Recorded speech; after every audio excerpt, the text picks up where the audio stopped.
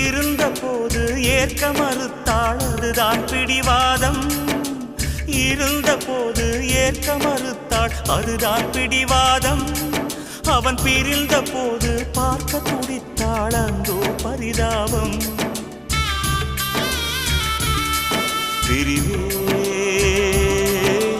காதலின் தண்டனையா, காதல் தோல்விய வேதனையா. காதல் தேடி வாழ்ந்த காளை கை கூடி வந்த வேளை பார்க்க வந்தாள் ரோஜா மாலை. அவ பார்க்கும் முன்னே என்ன லீலை.